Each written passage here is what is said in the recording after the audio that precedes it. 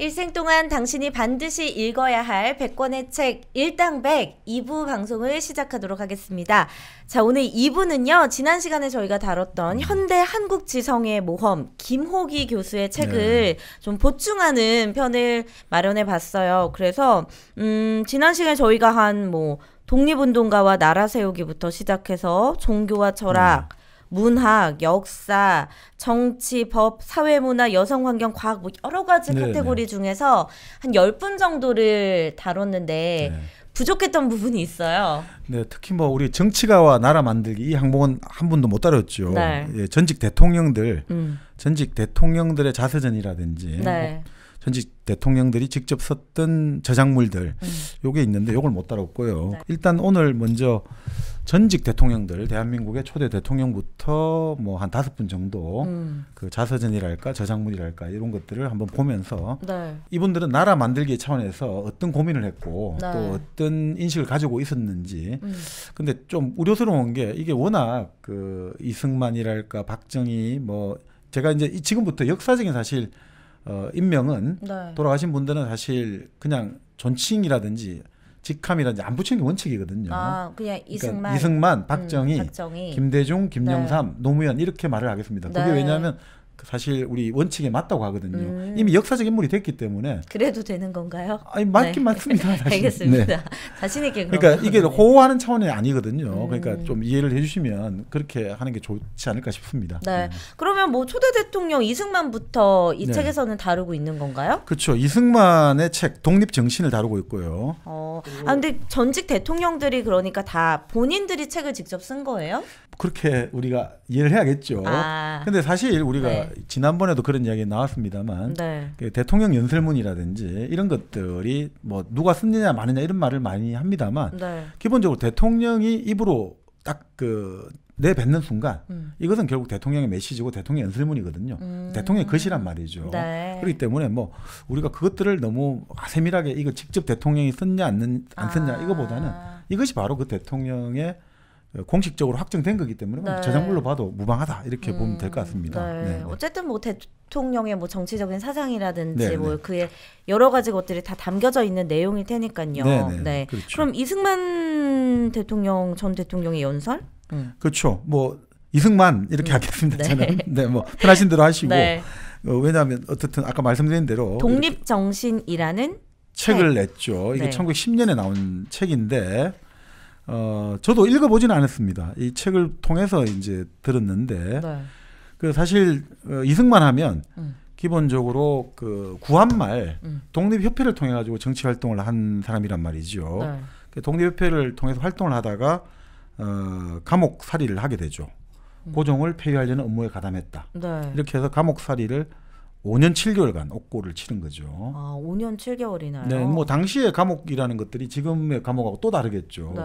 지금도 감옥하면 본래 우리 다산 정약용 선생이 그런 이야기 했습니다만 본래 감옥은 인간 세상의 지옥이다 이렇게 예전에 규정을 했거든요. 그만큼 사실 최하 가장 밑바닥이라고 보는데 어쨌든 거기서 5년 7개월간의 옥중 수감 생활을 했다 이렇게 나오죠. 5년 동안 감옥에 있다가 그 다음에는요. 어떻게 하다가 대통령 자리에 오르게 된 거예요? 뭐 결국 이제 미국에 건너가게 되었고 미국에 가가지고 미국 프린스턴 대학 가시죠. 거기서 이제 박사학위를 받은 거죠. 정치학으로 되게 유명하잖아요. 이 대학 아니에요? 네 맞습니다. 프린스턴이 신학도 유명한데 그 정치학 박사를 받았죠. 미국의 영향을 받은 중립이라는 학위 논문을 받았다고 하는데 뭐 프린스턴 대학 출판부에 출간까지 됐다고 하죠. 우리나라 사람으로 1호 박사가 이제 이승만. 그래서 이승만 박사 이렇게 불렀죠. 아 그래요. 그래서 우리가 뭐 TV나 여러 가지 볼 때 맨날 이승만 대통령 안 하고 이승만 박사라고 많이 호칭했잖아요. 그래서 이제 그게 그 연유 같습니다. 저는 그래서 이승만 박사라는 분이 따로 계시고 그 대통령을 하셨던 이승만 대통령 전 대통령이 또 있는 줄 알았어요. 그러니까 결국 뭐 오히려 이승만 박사, 우리나라 한국 사람으로 1호 박사다 해가지고 그래서 이승만 박사라는 명칭을 붙이게 된 거죠. 그럼 뭐 이승만 같은 경우는 지금 말씀대로 그래서 이제 미국에서 일종의 독립운동을 했죠. 미국에서요? 네, 미국과 이제 세계를 떠돌면서 이제 주 거점은 미국이죠. 독립운동을 했고 근데 주로 이제 독립운동을 외교적인 활동을 통해서 우리 독립을 얻자. 강대국을 통해 가지고 우리 한국의 상황이 이렇고 결국 독립을 하게 도와달라라는 식으로 됐기 때문에 무장투쟁을 한다든지 좀 이런 여러 가지 좀 직접적인 어떤 독립운동하고 좀 궤가 떨어진 거 아니냐 이런 이야기를 많이 들었죠. 근데 당시에 이 책을 보면 이승만의 독립정신을 소개하면서 1947년에 이루어진 여론조사를 소개하고 있거든요. 1947년에 미 군정청에서 대통령 후보자에 대한 여론조사를 실시했다고 하거든요. 근데 결과를 보니까 이승만 43.9%, 김규식 18.5%, 여운형 17.5%, 김구 15.2% 이렇게 나와요. 그래서 왜 그때 이게 좀 조작된 거다 뭐 이런 얘기들도 좀 막 있고 그러지 않았나요? 뭐 일단 뭐 미 군정청 여론조사에는 이렇게 나왔다라고 이제 우리가 보면 될 것 같고요. 그러니까 뭐 어떻든 여러 가지 이유가 있습니다만 당시에 남북한을 통틀어 가지고 그 이승만이라는 이름 자체가 많이 그 알려진 건 사실이었던 것 같아요. 왜냐하면 당시 또 미군이 일본군과 교전을 하는 동시에 한반도를 대상으로 라디오 방송인가 여러 가지 이제 선전전을 하니까 그때 이제 이승만 이름을 많이 언급했다는 이야기도 나오고요. 그래서 많은 사람들이 알게 됐다 이런 이야기도 있는데 어쨌든 대중적으로 많이 알려진 사람은 이승만이다라는 거는 이제 우리가 여기 보면 알 수 있겠죠. 근데 워낙 이제 그 우리가 지금 이승만에 대한 평가가 엇갈리지 않습니까? 그렇죠. 뭐 잘한 것도 있고 좀 잘못한 것도 있고. 근데 이제 싫어하는 사람들은 근본적으로 민주주의를 압살했다, 독재를 했다. 그래서 결국 1960년 4.19 혁명으로 이승만은 하야했고 결국은 하와이에서 쓸쓸하게 숨을 거뒀다. 그러니까 독재자다. 이런 측면에서 이제 이승만은 한국 민주주의를 망친 사람이다. 이라는 식으로 아주 비판을 많이 받고 있고 또 여러 가지 1948년 정부 수립 이후 그 결국 남북한의 경쟁 속에서 또 전쟁이 일어났고 그 과정 속에서 많은 민간인들 이런 민간인들이 학살되고 민간인들이 희생됐는데 그게 큰 책임을 갖고 있다. 이런 이제 최종 책임자니까 이런 비판을 많이 받고 있죠. 근데 또 옹호하는 분들 입장에서는 이 사람은 뭐 그런 이야기 많이 하잖아요. 대한민국의 국부다. 건국의 아버지다. 뭐 이런 이야기를 많이 하는데 왜냐하면 어떻든 당시 1948년 상황에서 결국은 결국 세계가 냉전으로 들어섰다 이거죠. 결국 우리의 의사와 무관하게 결국 한반도의 분단은 불가피한 사실이었고 그럴 때 어떻게 보면 냉철한 현실 인식, 국제정치 인식을 통해 가지고 남한만의 단독 정부 수립을 이끌어냈고 그걸 통해서 결국은 뭐 미국과의 한미 상호 방위 조약 그 전쟁 이후에 끌어내면서 결국 지금의 한국이 갈 수 있는 하나의 헌법적인 기틀을 만들었다. 그런 의미에서는 평가를 해야 된다.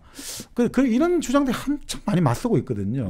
저 같은 경우도 80년대는 아주 반이승만 기조의 어떤 연구들이 많이 나왔는데 또 최근에 보고 있으면 또 그 뉴라이트 이런 류가 아니라 또 진보적인 학문을 하신 분들 중에도 그 이승만의 시대를 다시 좀 재조명을 해본다. 아 그래요? 좋다 나쁘다 이런 게 아니라 그 측면들이 아까 말씀대로 그 빛과 그림자 측면이 있다 이거죠. 그런 의미에서 이것들은 이제 뭐 우리가 이런 2페이지하고 막 끝내는 뭐 우리가 딱 한마디로 끝 이런 게 아니라 여기다 계속해서 연구를 해가지고 오늘날에 우리에게 주는 교훈들을 끌어내야 된다.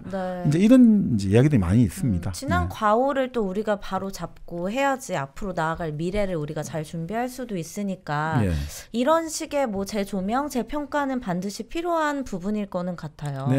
그러니까 사실 뭐 우리가 그 여러 가지 이야기 많이 합니다만 김일성은 이렇다. 이승만이 이렇다, 박정희 이렇다. 이게 단정하는 거는 어떻게 보면 우리가 정치적인 언어거든요. 그 정치적인 언어가 필요하니까 당연히 해야 되는데, 근데 그것만 해가지고 우리가 해결될 수 있는 길은 없단 말이죠. 세종은 이랬다, 세조는 이랬다, 고종은 이랬다. 그것만 갖고는 우리가 의미가 찾아내기 힘들단 말이죠. 결국 우리가 역사를 공부하고 지나간 일을 배우는 이유는 딱 하나거든요. 지금 우리가 더 잘 살기 위해서니까 공부는 좀 더 해야 될 것 같고 그러니까 그런 공부에 있어 가지고 내가 정치적으로 이 사람은 싫어해 좋아해 이런 것들 가지고 그걸 하는 것들은 조금 아쉽지 않은가 이런 생각이 좀 많이 드네요. 그러면 이승만은 이 독립정신에서 또 어떤 내용을 다루고 있어요? 그러니까 이 독립정신 같은 경우는 결국 이승만이 아까 그 구한말 그 옥중에서 이제 글을 썼던 것을 모은 책이거든요. 아, 옥중에서 쓴 글이에요? 그러니까 독립이란 말이죠. 이때 이 핵심은 독립이거든요. 그렇죠. 그러니까 우리가 지난 시간에 대한민국 100년의 과제가 독립 그리고 산업화 민주화 이렇게 그렇죠. 봤지 않습니까? 네. 첫 번째 독립이거든요. 근데 그 당시에 이제 그 우리 독립협회 1897년인가요? 대한제국이 성립하면서 어쨌든 고종의 후원을 받아가지고 독립협회가 만들어졌는데 네. 독립신문도 만들어지고 네. 이때 왜 그 상징적으로 이름이 독립이 됐냐 이거죠. 아 독립이라는 건 독립을 해야 되니까. 그러니까 그거는 독립을 지금 네. 일제는 당시에 그렇죠. 일본 제국주의는 우리가 어쨌든 을사늑약부터 네. 시작된 거로 보면 네. 1904년 5년부터로 보면 뭐 1800년 96년 7년이니까 조금 네. 또 다르겠죠. 근데 왜 독립이냐?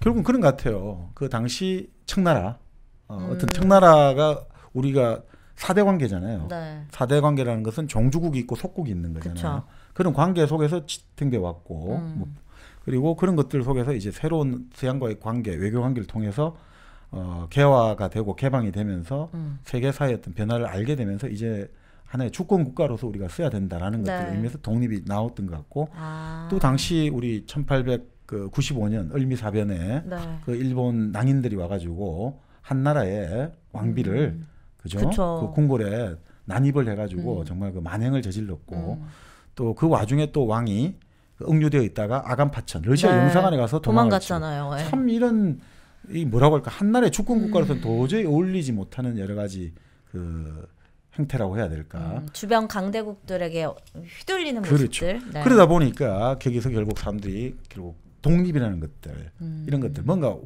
독립의 뜻이 그거지 않습니까? 홀로 쓴다는 거잖아요. 네. 그런 것들을 좀 더 갈망하는. 갈망하고 더 좀 아프게 느끼지 않았을까. 그래서 뭐 이 독립신문, 독립협회, 독립정신 이런 것들이 당시에 키워드가 아니었을까. 그러니까 결국 독립정신이 그런 의미에서 하나의 어떤 이승만의 키워드가 된 것 같고 또 뭐 이 책에 보면 이렇게 평가가 되어 있거든요. 결국 네. 기본적으로 독립정신은 개화 사상에 입각해가지고 당시 대한제국이 당도했던 정치 외교적 문제를 총정리했다. 네. 그래서 이제 민권론에 기반한 구국론이다. 나라를 어떻게 이제 구할 것인가.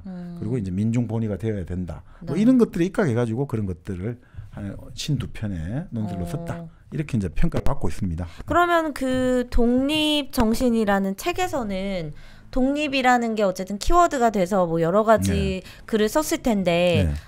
그러고 나서는 미국이랑 많이 붙어서 뭐 여러 가지 그렇죠. 네, 힘을 또 우리가 뭐 네네네. 그렇죠. 그러니까 자주를 세우지 못했잖아요.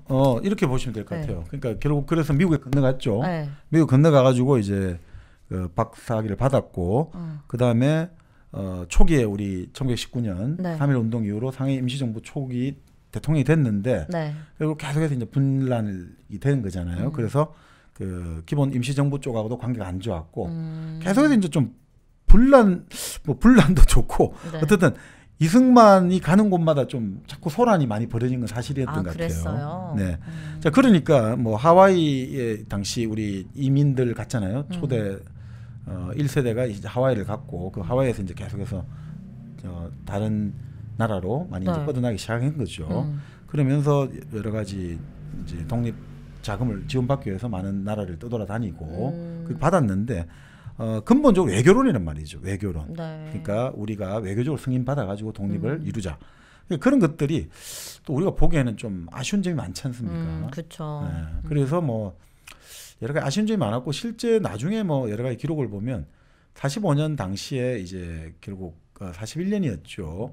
그 일종의 태평양 전쟁이 일어나기 전에 이승만은 은퇴하려고 생각을 했는데 근데 그 와중에 결국 진주만 습격이 일어났단 말이죠.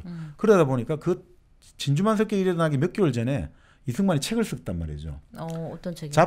저펜 인사이드 아웃 해가지고 네. 일본 내막기, 일본의 뭐 안 사정을 알려준다 이런 내용인데 그게 보면 그런 일본이 미국을 침략할 거다 뭐 이런 것들을 어느 정도 예측을 하고 있거든요. 그래요. 그러면서 이제 미국에서 이 사람을 다시 부각하기 시작한 거죠. 그래서 이 사람을 하면서 나름 이제 일종의 어떻게 보면 미국 그 당시의 정부 입장에서는 네. 이 사람을 하나의 어떤 대표성을 부여하기 시작한 거죠. 그리고 한반도는 어쨌든 좀 안정을 갖고 있어야 하니. 예, 그러니까 이제 결국은 미국이 결국 한반도에 대해서 뭐 준비를 했다는 사람도 있고 안 했다는 사람도 많은데 네. 결국 그게 미국의 우리가 말하는 국무부와 국방부 입장이 좀 다른 것 같아요. 그래서 미국 국무부 입장에서는 이승만을 그렇게 크게 평가를 안 했는데 네. 미국의 국방부는 또 평가를 했다는 거죠. 그래서 이제 이게 좀 각각 다 다른 것 같아요. 그래서 이승만이 광복 이후로 한국에 귀국할 때 메가더 동경에 들려서 메가더를 만났는데 네. 그 메가더 쪽에서 상당한 예우를 많이 해줬다는 거죠. 그래서 이제 한국의 당시 미 군정 하지 사령관에게 지시를 해가지고 이승만에게 좀 특별한 대우를 해라. 네. 이런 걸 받았다는 거죠. 그러니까 결국 그 당시에 동아시아를 지배했던 사람은 결국 메가더란 말이거든요. 미국 총독이라고 볼 수가 있죠. 그러니까 이 메가더와의 어떤 관계들 속에서 결국 이승만의 당시 남한 내에서의 어떤 위치랄까 영향력은 상당히 보장을 받았다. 이렇게 볼 수도 있죠. 그런 것들이 결국 나중에 정읍에서 그 전라북도 정읍에 네. 가지고 단정 발언을 한단 말이에요. 이제 뭐 단정도 준비해야 된다. 이제 통일 말하지만 현실적으로 지금 북한은 이미 소련과 공산주의 세력들이 장악하고 있으니까 네. 남한도 이렇게 몰려가다가는 우리가 밀린다. 네. 우리도 준비를 현실로 해야 된다. 이런 발언으로 결국 또 이승만은 분단을 고착하고 분단을 최초로 스스로 만든 원흉이다. 이렇게도 네. 비판을 많이 받기도 합니다. 그런 것들이 결국 되면서 뭐 어떻든 그 과정 속에서 공산당이 불법화되고 네. 그 결국은 많은 어떤 정치 세력들이 존재했습니다만 결국 현실 정치에서는 이승만이 결국은 최종적 승리를 움켜쥐게 된 거죠. 네. 그래서 48년에 결국 50 총선거가 있고 나서 결국 그 우리가 헌법을 지난 시간에 유진호의 헌법 기초가 있었는데 네. 그 헌법 만들어지고 하면서 대통령제를 강행을 해서 초대 대통령으로 의회에서 선출이 된 거죠. 그 당시 국회의원들 뽑았거든요. 네. 그래서 초대 대통령이 되었고 그 초대 대통령이 된 과정에서 결국 전쟁이 일어났고 네. 그 전쟁을 통해서 부산에서 오히려 여러 가지 헌법 개정을 해가지고 강력한 힘을 가지게 된 거죠. 그러니까 국회의원들이 뽑는 거를 국민들이 뽑는 걸로 만들었거든요. 네. 그러니까 결국 국민들 입장에서는 전쟁을 치르는 상황에서 또 대통령이 그렇죠. 힘을 실어줬고 그것들이 결국은 독재로 나아가는 이제 하나의 수단이 된 거죠.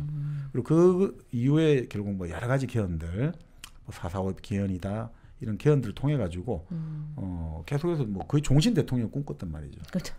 그러니까요. 그리고 뭐 당시에도 이 우상화 작업이 장난 아니었거든요. 생일 같은 이승만 박사 탄신 기념일화 됐고 그 뭐 집마다 이승만 박사 사진도 그렸던 집들도 있다 그러고. 그래요? 네, 비슷했습니다. 제가 지금 북한에서 네. 김정일 사진 걸어놓고 그렇죠. 이런 것처럼 그런 것들이 꽤 있었죠. 우리도.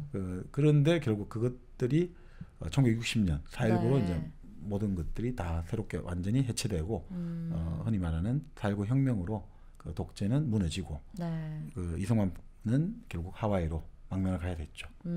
그런 것들이 결국 많은 지금도 이 뭐라고 할까요? 참 지금도 뜨거운 이제 이슈가 되는 거죠. 그렇죠. 그러니까 이승만을 어떻게 바라보느냐에 따라 가지고 이 사람의 지금의 정치적인 딱 그 뭐라고 할까 입지도 서로 알 수가 있단 말이죠. 그게 딱 나뉘어지잖아요. 그렇죠. 근데 정박님 말씀대로 그러니까 이승만에 대한 견해는 이럴 수 있지만 또 뭐 박정희에 대한 견해는 다를 수도 있고 네. 그렇지 않나요? 근데 뭐 이게 사람마다 좀 그러니까 근데 대체로 네. 이제 이게 쭉 이어져 간다고 보시면 될 것 같아요. 근데 뭐 여러 가지 의견은 있고 있을 수 있습니다만 이것은 계속해서 연구가 돼야 되겠죠. 김호기 교수는 그럼 이 책에서 좀 중립적인 입장을 취하시나요? 네, 그렇죠. 그러니까 비판하는 이렇게 나오죠. 네. 긍정적 평가와 부정적 평가가 극단적으로 교차하기 때문에 이 짧은 글에서 이게 참 삶과 정치를 모두 평가하기는 어렵다. 네. 그러니까 아주 극단적으로 칭송하는 분들은 바로 농지 개혁이라든지 정부 수립을 하고 한미 상호 방위 조약 그리고 보통 교육의 실시 이걸들로 결국은 이승만은 기틀을 놓았다. 네. 결국 그 이후에 뭐 후임 정권들이 경제적인 걸 했다고 하는데 결국 이승만의 그 기틀이 있었기 때문에 산업화 민주화가 가능했다. 네. 그리고 본인이 만든 교통교육으로 결국 사람들이 의식이 깨어가지고 4.19 혁명이 일어난 거 아니냐. 그러니까 이승만을 이제 그렇게 아주 그 대단한 위인이다라고 보는 시각도 있고 또 다른 시각은 분명한 것은 이승만은 민주주의를 짓밟았고 시장 경제를 살리지도 못했다. 네. 그리고 권력 독점을 위해서 계속 헌법을 헌신약처럼 버렸고 또 선거를 완전히 경찰과 관권을 동원했고 그러니까 결국 그 이런 여러 가지 민주주의나 어떻게 보면 그 이후에 우리 헌정 체제의 발전에 악영향을 끼쳤다 이렇게 이제 보기도 하고 네. 그러니까 이거는 참 뭐 계속해서 이제 봐야 되겠죠. 네, 계속해서 우리가 봐야 되겠는데 네. 뭐 결국 뭐 우리는 이런 생각은 듭니다. 결국 우리 현대사를 이끌어온 지난 시간에 말씀을 드렸습니다만 남북한을 지금 천냥지처럼 만든 가장 큰 키워드가 결국은 헌법에 있다고 했는데 네. 그 헌법의 핵심은 결국 민주주의거든요. 그쵸? 헌법에 따라 가지고 정치를 하느냐, 사회가 운영되느냐가 결국은 핵심이잖아요. 결국은 민주주의라는 것들을 최초로 우리가 어떤 이 사회 속으로 들어왔다는 거죠. 물론 네. 1919년 상해 임종회 때부터 시작을 했지만 좀 더 물질적인 실체로서 영토와 국민과 이것을 가지고 들어온 것이 이제 우리가 결국 광복 이후인데 네. 이 과정에서 볼 때 결국 이 민주주의와 함께 이승만이 들어왔고 그것들은 결국 그 이승만의 몰락과 또 민주주의는 다시 갱생하게 되고 이런 묘한 어떤 애정관계가 존재하는 것 같아요. 그러니까 참 이승만이라는 이름은 한국 민주주의하고 참 이게 애정의 관계다 네. 이런 생각이 듭니다. 네. 네. 이승만의 독재는 막았지만 네. 우리가 커피의 독재는 막지 못했잖아요. 네. 1kg 커피 여러분들이 너무나 사랑해 주시는 1kg 커피입니다. 보니까요 진짜 다양한 이벤트를 하고 계시더라고요. 그래서 1kg 커피 앱을 좀 다운받으셔서 여러분들께서 원하시는 형태의 커피, 원하시는 향과 맛의 커피를 주문하시면 좋으실 것 같습니다. 지금 뭐 연말에도 그렇지만 새로운 해가 시작되면서 주변에 선물 많이 하시는 분들 계시잖아요. 1kg 커피에서 선물 세트가 정말 다양하고 또 부담 없는 가격대로 준비가 되어 있어요. 그렇죠. 명절 선물로는 저는 벌써 한 2년 반 전부터 네. 항상 1kg 커피 드립백 선물 세트가 가장 좋더라고요. 네. 그리고 또 받는 분들도 워낙 또 커피 다들 좋아하시고 또 이 드립백의 향기라는 게 또 다른 것 같아요. 우리가 일반적으로 먹는 흔히 말하는 봉지 커피하고 이게 네. 완전히 또 이 향기의 레벨이 다르구나. 뭐 그래서 좋은 선물이 될 것 같습니다. 네, 맛과 향은 최고의 품질을 자부하면서도 그러면서도 또 간편하게 여러분들이 즐기실 수 있는 드립백 형태부터 뭐 킬로그램 단위 혹은 100g 단위로 사용하실 수 있는 원두도 다양하게 준비되어 있으니까 꼭 한번 주문해 보시기 바랍니다. 1kg 커피 광고까지 우리가 해봤고요. 네. 그러면 이제 이승만 대통령은 여기서 끝인가요? 네, 이승만은 그러니까 결국 참 그 좋은 재밌는 소설들이 많이 있거든요. 어떤 소설이죠? 이승만 시대를 다룬 소설이 그 이병주 작가의 산하라는 소설이 있거든요. 산하요? 네. 오, 이거는 산하. 무슨 뜻이에요? 그러니까 말 그대로 이 산하에 하듯이 이 국토 이런 뜻이죠. 네. 근데 이 책은 결국 실존 인물을 좀 모델로 한 소설인데 네. 1945년 강복과 함께 경상남도 저 어디 한적한 산골에 살던 네. 한 사람이 서울에 가서 뭔가 나도 해봐야겠다라고 해가지고 실제 이 사람이 나중에 어떻게 해서 이승만하고 연결돼가지고 국회의원까지 하게 되고 실존 인물 네네 모델로 했는데 사업가도 하게 됐는데 결국 4.19와 함께 모든 것들이 다 이제 제자리로 돌아가는 참 한 10년 15년간의 이야기가 정말 스펙트클하게 전개되거든요. 이승만의 궤적과 함께 하겠네요. 그렇죠. 네. 그러니까 그게 바로 결국 바로 소설로선 이승만 시대사가 아닌가. 그래서 그 책을 한 10권짜리일 거예요. 이병주 작가의 이 산하라는 네, 소설이요. 그걸 읽어보시면 참 다가올 겁니다. 네, 그래서 그거를 같이 한번 읽어보시면 또 이런저런 일들 네. 재밌게 읽어보실 수 있을 것 같습니다. 네, 소설 좋아하시는 분들은 이병주 작가의 산하라는 책도 추천을 드립니다. 자, 이 다음은 그럼 이제 박정희에 그렇죠. 대해서 우리가 또 다뤄봐야 될 것 같아요. 박정희는 어떤 책을 썼을까요? 이게 그 5.16 이제 쿠데타죠. 5.16 쿠데타를 하고 나서 한 2년 지나가지고 주변에 이제 구술을 했다고 하죠. 평소 자기 생각들 이런 것들을 구술해가지고 지은 책이 바로 국가와 혁명과 나 이런 책이 있어요. 정말 딱 네? 와닿네요. 제목부터. 네. 국가와 혁명과 나. 그러니까 이 책에 보면 이제 자기의 생각들 이런 것들이 다 나오는 거죠. 네. 그래서 내가 이제 5.16 쿠데타를 박정희는 항상 이렇게 규정한 거죠. 5.16은 혁명이다. 혁명이다. 정신적으로는 주체의식의 확립혁명. 네. 그 주체사는 다 비슷하죠. 그 당시에 다 살았던 사람들의 생각은 비슷하거든요. 주체가 중요하다라고 생각했던 거죠. 네. 왜냐하면 하도 우리가 그 일제 강점기를 겪었기 때문에 우리 주체가 독립, 주체 뭐 이런 것들. 네. 사회적으로는 근대화 혁명이고 경제적으로는 산업혁명인 동시에 민족의 중흥, 창업혁명이며 네. 국가의 재건혁명이자 인간개조, 즉 국민개혁혁명인 것이다. 뭐 좋은 말은 다 들어가 있죠. 그러니까 조국 근대화 전략이다 이거죠. 그러니까 뭐 이분 박정희의 인식은 이렇게 보시면 될 것 같아요. 네. 반만 년 동안 우리는 힘들게 살아왔다. 그래서 우리가 너무 엉터리로 살아와가지고 일제강점기를 겪게 됐다. 식민지로까지 떨어졌다. 근데 식민지로 떨어지고 나서 독립이 되고 해방이 됐지만 결국 또 우리는 동족상전의 전쟁을 치렀다. 네. 근데 그 전쟁을 치르고 나서도 역시 여전히 남한은 부정부패가 판치고 있고. 그게 식민사관 아닌가요? 뭐 그럴 수 있죠. 네. 그래서 이제 어떻게 해야 되느냐? 내가 군대가 나서가지고 이제 정말 이 조국을 근대하겠다. 이런 딱 그 논리 구조예요. 그러니까 군대가 권력이 그렇죠. 네. 군대가 나서가지고 이제는 근대를 하겠다는 거예요. 왜냐하면 당시에 가장 나름대로 조직화된 뭔가 좀 관료제 네. 우리가 딱딱딱 그래도 일이 어느 정도 시스템으로 돌아가는 조직은 군대밖에 없었다 이렇게 본단 말이죠. 그 이제 입장에서는 네. 그러니까 나머지 조직들 관료도 그렇고 뭐 대체로 일제강점기 뭐 경찰도 그렇고 식민지 때 관리했던 사람들 이런 사람들 섞여가지고 엉망진창이다. 이래 안 된다. 적어도 그래도 우리 미국 물도 좀 먹었고 그리고 우리는 이 한국 전쟁을 거치면서 네. 나름 많은 조직화되었고 이제 그 많은 자원을 다뤄보니까 어떻게 일을 하는지 안다. 네. 그러니까 우리가 나서야겠다라는 논리가 된 거죠. 그 책에도 다 그런 것들이 이제 담겨져 있는 거잖아요. 그렇죠. 그러니까 사실은 그 당시 박정희의 모델은 이집트의 예를 들어 가지고 그 나세르 예를 들어 가지고 이집트 왕정을 네. 결국 나세르 예, 파괴하고 이제 군인들이 쿠데타를 한 거죠. 그렇게 한 그런 맥락대로 연결되어 있는 거죠. 군인들이 나서가지고. 그러니까 이집트의 나세르를 보고서 이제 이거를 따라한 거군요. 아니 그런 영향들을 많이 받았다고 볼 수 있는 거죠. 그러니까 결국 뭐 이것도 미국의 세계 전략으로 보면 미국 네. 입장에서 당시 60년대 들어와 가지고 결국 65년에는 인도네시아에서 수하르토의 쿠데타를 지원한단 말이죠. 네. 미국에서 60년대 들어와 가지고 전 세계적으로 이제 쿠데타를 지원하기 시작해요.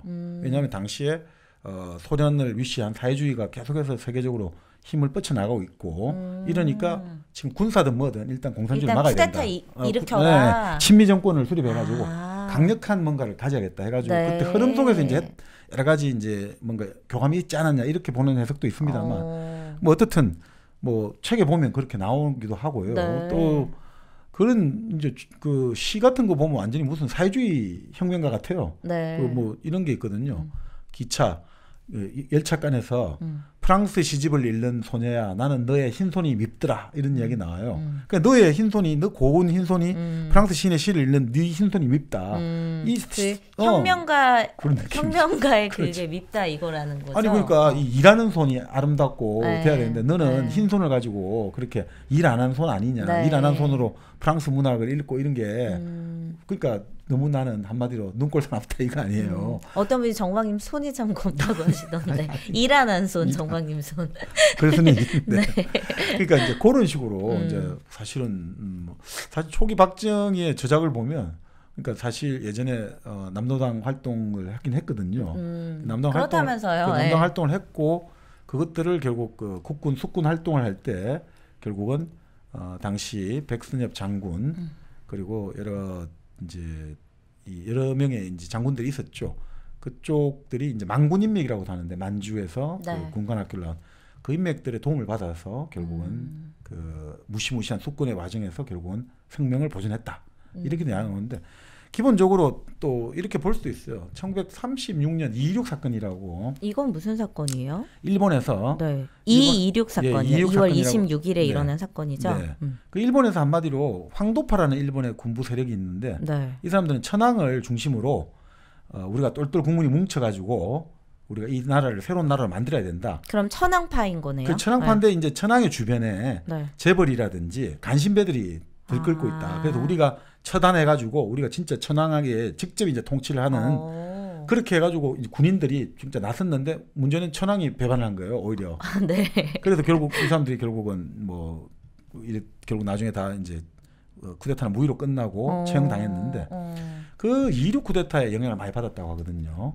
그것도 이제 나세르처럼. 네. 그러니까 그런 어떤 여러 가지 그때 그 영향을 어떤 영향이 이런 거죠. 결국은 그 2.26 사건을 일어난 것도 당시 이제 1929년 이제 세계 대공황이 일어나면서 일본도 상당히 힘들었거든요. 네. 자, 일본의 동북지방 먹고 살기 힘든 동네 같은 경우는 자기 자식 딸을 내다 팔았단 말이죠. 그 정도. 먹고 살 게 없으니까. 네. 그리고 뭐 그때 기록을 보면 군대에 이제 자기 자식을 보냈잖아요. 그 전투에 자기 그 부대 지휘관에게 장교에게 편지를 보내요. 네. 빨리 전투해서 빨리 안 죽냐고 자기 아들. 그래야지 이 연금이 뭐가 보상금이 나오니까. 그런 식으로 나오니까 그 정도로 열악한 환경이었단 말이에요. 그러니까 그 당시 일본의 그 황도파 장교들이나 이런 사람들은 그 들어왔던 부하 사병들이나 이 하사관들의 이야기를 듣고 야 이건 도저히 안 된다. 이건 지금 이렇게 망친 거는 결국은 그 재벌이라든지 그 관료들 이런 네. 인간들이 결국은 천황의 일왕의 이거를 성명을 가려서 그렇다 해가지고 혁명을 일으킨 건데 처단해야 한다. 네. 그러니까 그런 것들의 정서, 그 멘탈리티 흘리가 있단 말이죠. 뭔가 내가 지금 어려운 사람이고 어려운 사람들 대변해가지고 내가 진짜 탁 나서가지고 내가 진짜 할 거야라는 것들이 이 책에는 깔려 있죠. 일단 어쨌든 명분적으로는 그렇다는 거죠. 네, 그게 뭐 어떤 본인의 개인적인 욕심이었든 뭐든 뭐 그런 거는 다 차치하고서라도 그렇죠. 어쨌든 그런 저변에 이런 인식들이 깔려 있었다라는 거죠. 네, 적어도 이 책에는 그렇게 나오는 거죠. 네. 자, 그러니까 결국 뭐 우리가 뭐 항상 그렇습니다만 국가와 혁명과 나 이걸 강조하는 거 보면 아주 이분도 아주 나르시스트일 수 있는 거죠. 네. 나라는 것들을 강조하는 것들. 그리고 그쵸. 이것은 결국은 이 국가와 혁명은 나와 동일시된다 이거죠. 국가 이꼬르 혁명 이꼬르 나다. 그렇죠. 네. 그러니까 내가 하면 나폴레옹인 거죠. 그러니까요. 나폴레옹의 느낌도 나네요. 나폴레옹인 거예요. 프랑스 혁명과 나폴레옹과 프랑스는 하나잖아요. 딱 그 느낌을 주는 거죠. 그 실제로 나폴레옹 아주 존경했다고 하죠. 아 그래요. 네, 그러니까 당시에 5.16 쿠데타를 했던 뭐 박정희, 김종필 이 사람들의 존경한 사람이 나폴레옹인 거죠. 나폴레옹. 네. 그러니까 결국은 그 청년 장교들이라고 하잖아요. 네.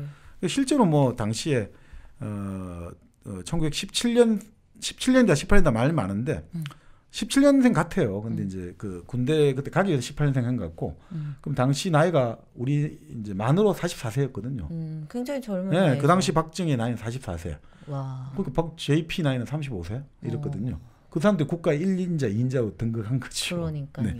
그러니까 참 그런 면에서 어떤 그 청년 장교 나폴레옹이 네. 완전히 뭐 그때 정말 어린 나이에 잡았잖아요. 그와 똑같은 느낌인 거죠.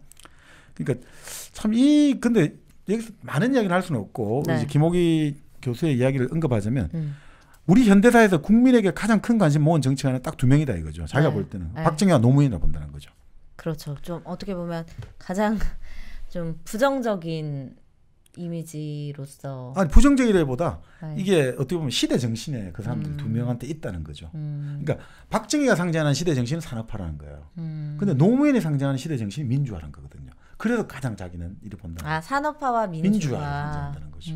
우리가 보면 김영삼, 김대중, 민주화 그것들이 다 있는데 근본적으로 딱 패밀리로 대별을 해보자면 이 두 인물이 가장 큰 대별되는 딱 완전히 대치된다는 거죠. 그리고 또 재미있는 게 지금 사실은 그 각각의 정치인들이 세력이 있었잖아요. 그 세력이 정권 재창출하는 거는 이 두 그룹밖에 없어요. 박정희의 딸 박근혜 그렇네요. 정권 재창출을 했죠. 네. 바로 노무현의 비서실장 문재인 지금 대통령이 또 정권 창출. 그러니까 김영삼 대통령, 김대중 대통령은 그 그룹이 있었지만 상도동이 대권을 만들어내고 동교동이 대권을 만들어내지 못했어요. 그렇네요. 그러니까 그런 의미에서 보자면 사실 박정희와 노무현을 그렇게 뭐 호주에 있는 뭐 김연아 교수도 그렇고 많이 그렇게 대별적으로 봐요. 이 패밀리로 본다는 거죠. 네. 그래서 이제 이 두 인물, 두 캐릭터가 결국은 바로 그 상징이 된다는 거죠. 나라를 만드는데 이 나라 만들기, 네이션 빌딩에서 산업화를 상징하는 사람이 박정희. 이 나라를 만드는데 이제 민주화를 상징하는 사람이 노무현 이렇게 본다는 거죠. 근데 앞서 뭐 우리가 지난 그 100년 동안 흐름상을 봤을 때 이렇게 임시정부 만들고 나서 독립하고 나서 가장 또 우리의 과제였던 게 바로 이 산업화라는 말씀을 해주셨잖아요. 확실히 여기에 좀 기여한 측면들은 분명한 거죠. 그러니까 이게 산업화라는 거 할 때 어떻든 뭐 기여라든지 이런 것들은 또 여러 가지 비판과 또 여러 가지 편향에 변형이 되는데 근본적으로 이런 것 같아요. 어떻든 뭐 산업화와 박정희는 때려야 뗄 수 없는 관계다. 그것은 뭐 분명한 것 같고요. 구체적으로 뭐 어떤 것들을 했어요? 결국 이렇게 보시면 되죠. 결국 그 1961년에 1인당 GNP 87달러였거든요. 근데 79년에는 1,597달러로 증가했단 말이죠. 와. 그러니까 결국 절대 빈곤에서는 벗어났다는 거죠. 네. 그리고 당시만 해도 이제 북한에 비해서 우리가 경제적인 GNP가 떨어졌어요. 네. 인구는 많은데. 근데 어떻든 1973년을 기점으로 우리가 GNP가 북한을 압도하기 시작했고 77년인가 78년 기점으로 1인당 GNP도 압도하기 시작했어요. 네. 그러니까 그런 식으로 이제 결국 지금까지 북한이 1960년대까지 앞서가고 있던 그 흐름을 박정희 때 뒤집어 엎어버린 거죠. 그래요. 역전을 하게 된 그 시기였던 거죠. 저도 그게 좀 놀랐어요. 저는 이제 85년생이니까 계속 저는 남한이 계속 잘 살았던 게 유지된 줄 알았는데 과거에는 북한이 훨씬 잘 살았다라는 이야기를 일단 그 놀랐었거든요. 우리, 경제적인 지표로 보면 그렇게 나오고 있는 거죠. 그러다 보니까 사실 이 경제 지표의 변화라는 게 얼마나 많은 사회 변화를 가져왔겠습니까? 그렇겠죠. 결국은 이제 이촌향도. 당시는 61년만 해도 시골이죠. 농촌의 전 인구의 64%가 살았는데 79년 이때 31% 확 줄은 거죠. 이제 완전히 도시화가 되고 도시로. 네. 그러니까 그 과정에서 얼마나 많은 뭐 눈물 나는 사연들이라든지 또 뭐 금유한량한 사연도 있겠습니다만, 그러니까 그런 사연들이 막 중첩되어 있는 게 이 시대였는데 여러 가지 말을 많이 합니다. 결국 그 경제개발 계획을 했다, 경제를 성공하지 않았느냐. 그럼 또 다른 사람들은 2차 제2공화국 때 장면 정부가 이미 다 그 경제개발 계획을 만들어 놨다, 집행만 했다, 뭐 여러 가지 공가가 엇갈리는데 뭐 그런 생각은 들죠. 결국은 근데 이 판단인데. 결국 당시에 60년대 여러 나라 개발도상국들 같은 경우는 일종의 뭐라고 할까요? 자급자족인 경제 체제를 갖거든요. 그러니까 우리나라에서 수입을 대체하는 산업을 들어갔단 말이죠. 수입하지 말고 우리나라가 이제 수입할 걸 우리 만들자. 그러니까 그걸 흔히 말하는 아우타르키 체제라고 해요. 자급자족인 경제 체제. 대부분 그렇게 했단 말이죠. 그래요. 근데 이제 어떻든 경제학자들 중에 어떤 분은 이런 이야기를 하는데, 그 박정희의 어떻게 보면 역할은 뭐 경제개발가 이런 게 아니라 그 판단에서 아우타르키로 가느냐 아니면 대외지향적 수출 경제구조로 가느냐 할 때 그 대외지향적 경제구조로 가는 걸 선택했다는 거죠. 후자를 선택했다는 거죠. 그게 결국은 그 사람의 결국 일이라는 거죠. 그 사람의 결국 욕을 먹어도 그걸로 욕을 먹고 칭찬을 받아도 그걸로 칭찬을 받는다는 거죠. 어쨌든 또 그걸 통해서 산업화를 이렇게 냈으니 그것들이 결국은 지금의 대외지향적 경제 구조가 지금 대외 의존적도 만들어진 부작용도 있습니다만 그것이 결국은 단시간 내에 이제 결국은 좀 많은 변화를 가져오게 된 원동력이었다, 이렇게 보는 분도 있거든요. 사실은 근데 박정희가 처음부터 그래 한 건 아니고 1차 경제개발에서 실패를 했단 말이죠. 그러면서 그것들을 빨리 판단을 했다는 거죠. 빨리 이제 바꿔버렸다는 것이 높게 평가하는 이제 학자들도 많이 있는 거죠. 그 경제개발이 몇 차까지 있었죠?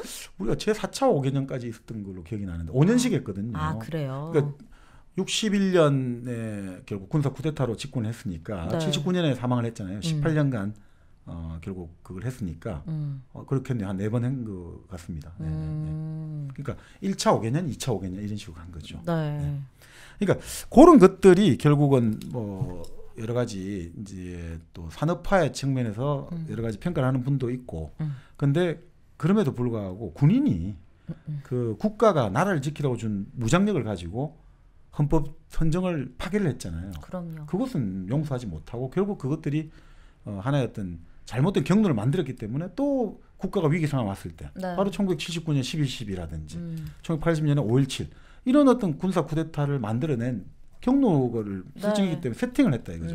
그런 면에서 초기 값을 잘못 설정한 정말 그 과오가 비판을 받아야 된다, 이렇게 이제 또 많이 또 주장하는 분도 계시는 거죠. 자, 이렇게 우리가 박정희까지 좀 다뤄봤고요. 그 다음 대통령으로 혹시 뭐 추가하셔야 될 이야기가 있으실까요? 그러니까 결국은 이런 것 같습니다. 결국 그 지금의 뭐 보수 진보를 막론하고 그 산업화와 민주화 이후의 가치를 우리가 제시를 못하고 있잖아요. 우리도 지금 지난 시간에도 말씀을 드렸습니다만 뭐 앞으로 여러 가지 우리가 당면한 과제들이 있죠. 그렇죠. 그러니까 뭐 이 책에는 그렇게 나오는데 안보 보수와 시장 보수, 그러니까 안보가 더 중요하다, 아니다 시장이 더 중요하다, 이런 어떤 보수의 그 한계들에서 더 이상 새롭게 나아가지 못하고 있다는 거죠.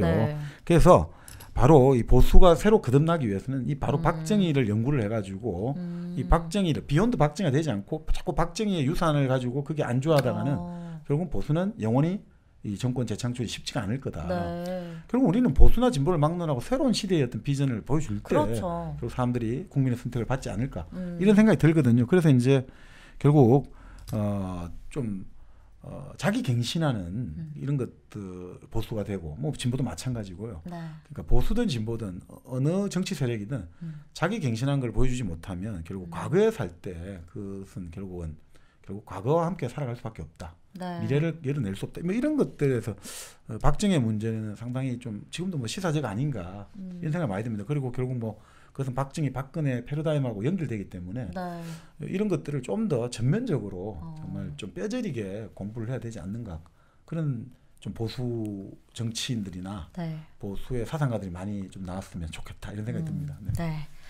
팬티 중에서도요. 네. 과거에 그치지 않고 앞으로 진화하는 팬티가 있습니다. 네. 바로 여러분들께 랩몬 팬티를 소개하려고 합니다. 정박님 이거 랩몬 팬티 입어보셨어요? 네, 지금도 입고 있습니다. 아 지금 입고 계세요? 어떠세요 착용감이? 착용감이 기존에 원래 입으셨던 팬티와 다르게. 네, 뭐 설명을 드리자면 그 왜 팬티에 윗선이 있잖아요. 고무줄 엮는 밴드. 게 네, 밴드가 잘 안 느껴지네요. 아 그죠. 원래 그 밴드가 좀 불편하잖아요. 그렇죠. 그러니까 기존의 속옷은 그 밴드가 상당히 거슬리기 느낌이 좀 거슬리는 촉감 이런 건데. 네. 그게 물화일체. 정박님이 오늘 광고까지 도와주시느라고 제가 팬티의 착용감까지 좀 여쭤봤는데 이 랩몬 팬티가 그만큼 너무나 간편하다라는 거. 이게 편리하고 안 입은 것처럼 진짜 내 몸과 하나가 된 듯한 느낌 이런 착용감을 구매해보신 분들은 느껴보실 수가 있습니다. 그래서 남편에게 선물하고 남자친구에게 선물하고 아빠에게 선물하고 하는 이유가 아닐까 싶습니다. 여러분 랩몬 팬티 저희 일당백 통해서 구매했다고 하면 또 사은품도 챙겨주신다고 하니까요. 일당백 기입하시는 거 꼭 잊지 마시고 많이 구매해 주시기 바랍니다. 박정희에 이어서 그 다음 대통령 누구죠? 네. 그 사실 뭐 박정희에 이어 가지고 박정희의 라이벌 하면 이제 두 명을 꼽을 수가 있죠. 누구예요? 김영삼, 김대중 이렇게 두 분을 꼽을 수가 있죠. 그 김영삼 같은 경우는 결국 40대 기수론이라는 것을 내세웠거든요. 네, 40대가 나서야 한다. 그렇죠. 40대가 기수, 깃발을 들어야 된다 이거죠. 네. 무슨 말씀이냐면 당시 1971년 대통령 선거를 앞두고 야당에서 이제 후보를 뽑아야 되잖아요. 네. 근데 이때 당시 김영삼 대통령, 김영삼 의원이었죠. 신민당이었나요? 그 당시 신민당이었죠. 그러니까 그때 나이가 27년생이면 그 뭐 43밖에 안 됐잖아요. 진짜 젊은 나이잖아요. 내가 대통령 하겠다고 한 거예요.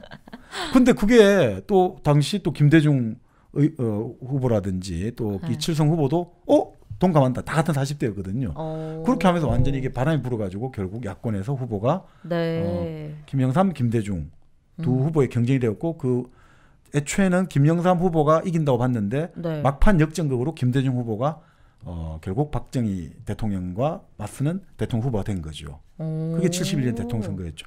아 그래요. 그만큼 이 김영삼을 상징하는 것은 그런 일종의 추진력, 돌파력인 아니 근데 거죠. 김영삼이 이겼잖아요. 아 그게 아니라 70년 대통령 선거 후보 때 경선 때. 그 당시 경선 때. 네.